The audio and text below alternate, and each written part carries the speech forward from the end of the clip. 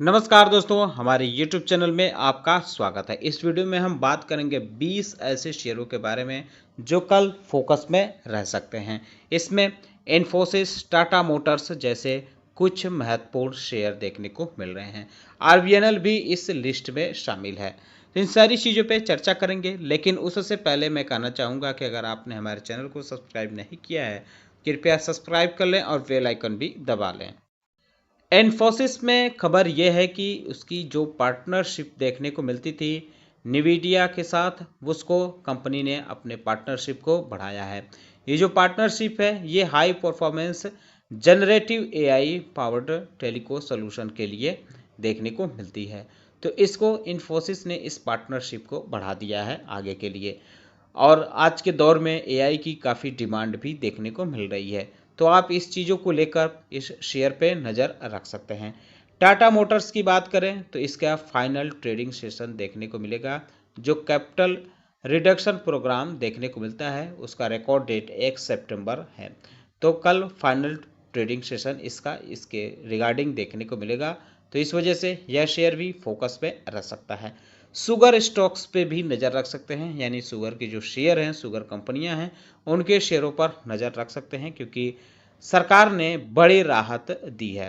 राहत क्या दी है? एथनॉल प्रोडक्शन का जो है अलाउ किया है शुगर कंपनियों के लिए। बी हैवी मोलेसेस, सी हैवी मोलेसेस जो 2024-25 के लिए है, इसके लिए ये कैन जूस के लिए इसकी मंजूरी देती है सरकार ने। तो इस वजह से ये पॉजिटिव खबर जो है शुगर कंपनियों के लिए देखने को मिल रही है। तो इस वजह से आप बलरामपुर चीनी, श्री रेणुका शुगर, द्वारकेश और अन्य शेयर जो हैं जैसे पराज इंडस्ट्री या जो शुगर इंडस्ट्री से जुड़ी कंपनियां हैं, उनके शेयरों पर नज़र आप रख सकते हैं। कल इनके शेयरों पर इसका असर देखने को मिल सकता है, क्योंकि ये बड़ा अपडेट या कह सकते हैं कि बड़ी राहत हमारे गवर्नमेंट की तरफ से इन कंपनियों को दी गई है।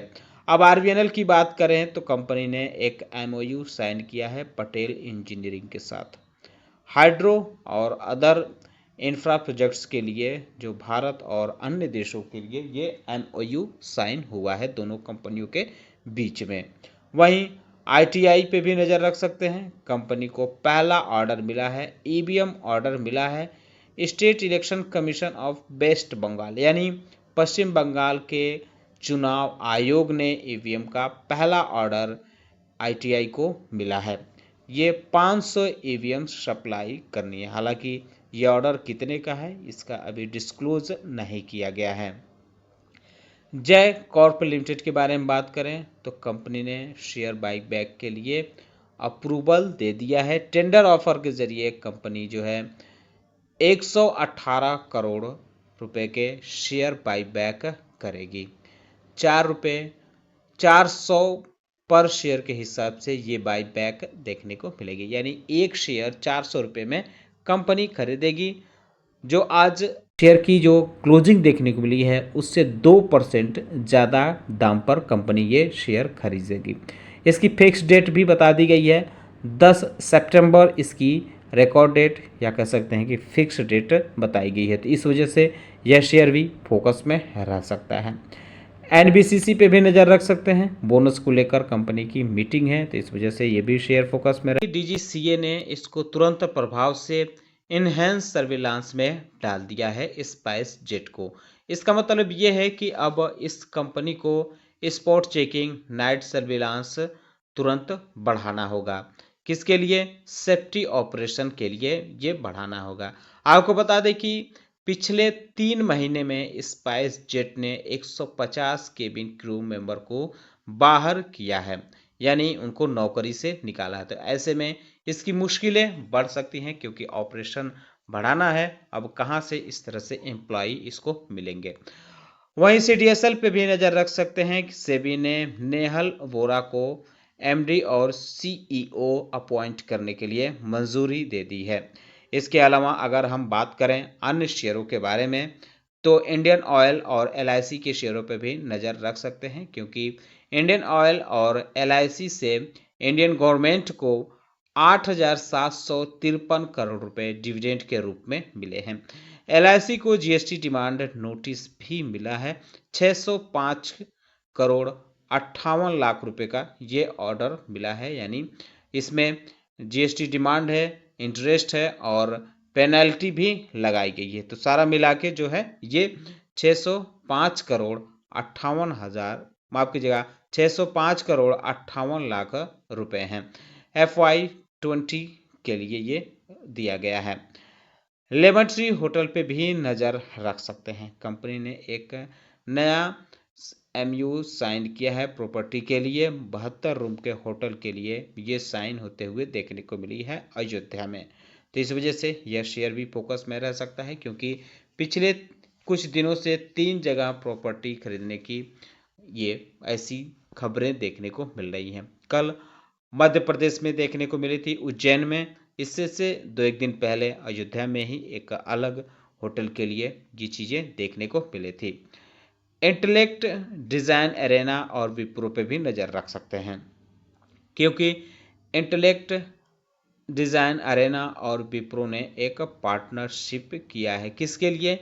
ई-मैच AI प्लेटफॉर्म के लिए किया है। इसके तहत दोनों कंपनियां इनोवेटिव और कम्प्रिहेंसिव IT सॉल्यूशन, जो बैंकिंग और फाइनेंशियल सर्विसेज की जो इंडस्ट्री देखने को मिलती हैं, उसके लिए ये ई-मैच AI प्लेटफॉर्म मुहैया कराएंगे। इस पे काम करेंगी दोनों कंपनियां मिलकर।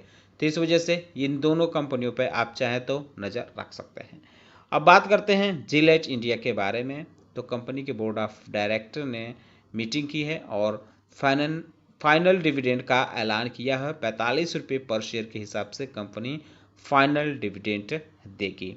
ये जो जून क्वार्टर अभी बीता है उसके लिए ये डिविडेंड दिया गया है। साथ ही कंपनी ने अपने रिजल्ट भी जारी किए हैं।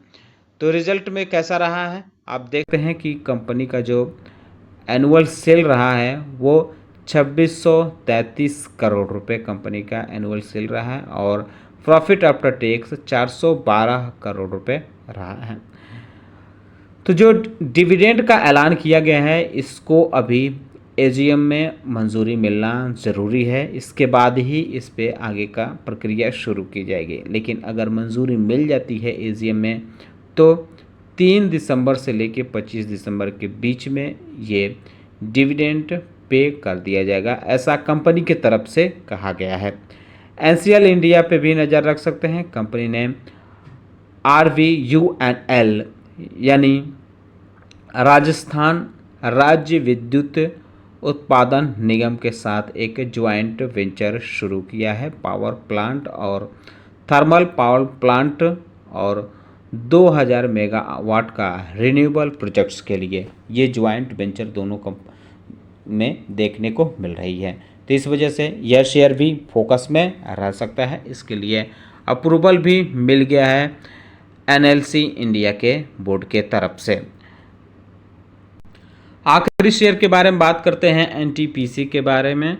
तो इसमें एक अपडेट देखने को मिल रहा है कि इसके जो 320 मेगावाट का जो सोलर प्रोजेक्ट देखने को मिलता है उसकी 160 मेगावाट कैपेसिटी को पूरा कर लिया है। जैसलमेर में, राजस्थान के जैसलमेर में ये प्रोजेक्ट कंपनी का देखने को मिलता है। इसके साथ ही जो कंपनी का टोटल इंस्टॉल्ड कमर्शियल कैपेसिटी है NTPC ग्रुप की वो अब बढ़ के 76,294 मेगावाट हो गई है।